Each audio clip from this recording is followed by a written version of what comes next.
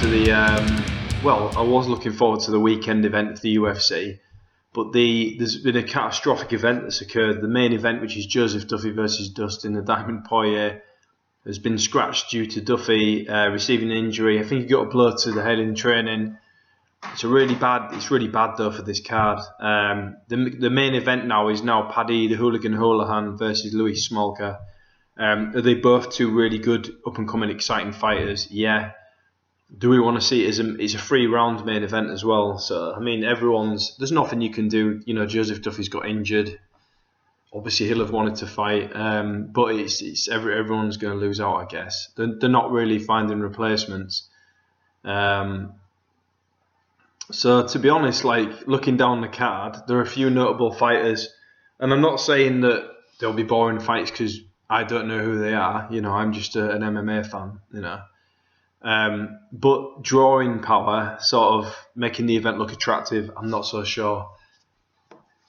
It would have been cool if they'd have got someone last minute, just anyone with a bit of a draw, really, just an attractive fight. So I will watch the event. It's from Ireland. I'm assuming it'll be on live, so I'm looking forward to it. I'll watch it. You know, it's something good to do on your weekend. We all like chilling, watching a bit of sports or whatever. There's football on as well. So yeah, it'd be a good event, but it's annoying that card has been affected by that fight being scrapped. But you know, if guys are getting injured, what can you do? They shouldn't fight. In no way am I saying that. It's just disappointing, but you know, what can you do? So there's not really much to talk about from my point of view for that card. So other couple of things. Stipe Miocic versus Andrei the Pitbull Arlovski has been booked. I think that'll be an exciting fight. I'd just love to see Andrei Arlovski get to a title shot. I think his stories, as far as MMA goes, it's amazing. Sort of like 4 or 5 losses on the trot, on the bounce. He got knocked out viciously in most, if not all of them. He got knocked out by Sergey Karatanov, is it? People such as, Anthony Rumble Johnson beat him. I don't think he knocked him out, but he beat him. Fedor, if you remember, Brett Rogers. He went through a stage where you thought if he gets hit by anyone now reasonably hard, he's going to get knocked out. He's bounced back. If you saw his fight against Travis Brown, that was awesome. He then fought Frank Mir. He wasn't as convincing a performance, but he won. I thought he won the fight. But his story's brilliant. I'd love to see him get a title shot. The only thing standing in his way is Stipe Miocic, who I think might well beat him. Stipe Miocic is definitely one of the top 5 heavyweights in the world, in my opinion. His striking's good. He obviously picks things up and learns things incredibly quickly. His wrestling's good. Athletically, he's a specimen. I think he'll beat Arlovski. I think he'll just be too much for him, and I think he'll be the next guy to face either Cain Velasquez or Fabricio Verdun, because I'm assuming they're rematching. So, yeah, that's quite exciting. Ben Rothwell's been screwed a bit because he's been on a run, and I think he was originally supposed to fight Miocic. Everything's been rebooked, and Rothwell finds himself without an opponent. So I feel a bit sorry for him. You know, he's been screwed a bit, and you know, he's obviously a good dude as well. I'd like to see him get a good fight, and yeah, I'd still like to see Ben Rothwell do well. I think he's getting to that point in his career where maybe one last push, and then that might be it. So on to the next point. The Reebok kits. They brought out a kit that was incredibly offensive to Ireland. And it said something like "fight for your territory" or something, which obviously Ireland, its political history, is quite sensitive. So Reebok immediately apologised after Conor McGregor's coach, I think it's John Kavanagh, said you need to apologise. This is very ignorant and stupid. The shirts themselves look shit because it was just like Ireland with UFC logo. So like visually the shirts look crap anyway, but they had that original message which everyone took exception to. Everyone took it badly, so they apologised, rightfully so.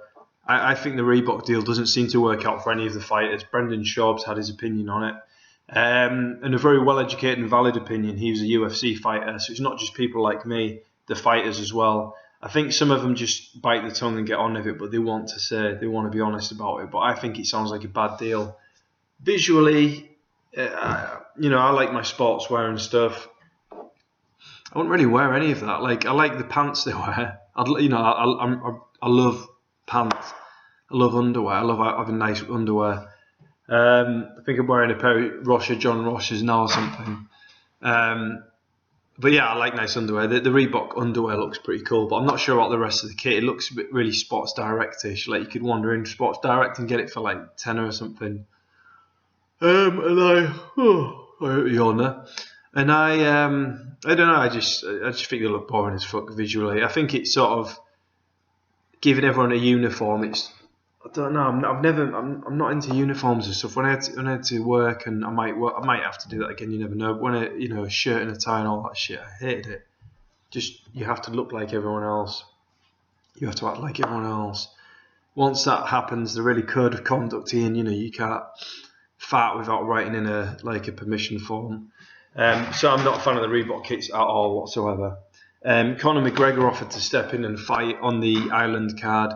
That would have been awesome to see. It would have been cool, a bit of a Hollywood movie moment, him stepping in at the last moment. But the UFC won't let him do that, I don't think. Reason being, if he gets beat by Poirier, then they won't be able to justify his fight with Aldo. Obviously, they're building up his fight with Aldo. They're going to make loads and loads and loads and loads of money from it, so they're not going to let that happen. And quickly, John Jones to heavyweight. I think that makes perfect sense. I think at light heavyweight, he's gone through, as Dana White said in the interview once, he's gone through murderer's row. He's been through the best in the division. I mean, the only person I would want to see him fight is Anthony Rumble Johnson. And even then, I think he'd beat Rumble. I think he'd beat Cormier if he rematched him. There aren't really any intriguing fights at the moment at light heavyweight. If you look at people in other organisations, Bellator, if any of those guys just came over to UFC, he's probably already fought them and beat them. So yeah, move to heavyweight, fight people. I think they'd give him a warm-up fight, maybe someone like Todd Duffy or Stefan Struve or something, and see how he gets on. But I think since I've been getting more sleep, I've been yawning more. Sure, there's a really interesting scientific reason for that. Put him up at heavyweight, I reckon. On his frame, he's like 6'4". He cuts down to 205. I reckon he could put, it's like a mesomorph body type, so he'd put muscle on quite easily. He could bulk up a bit.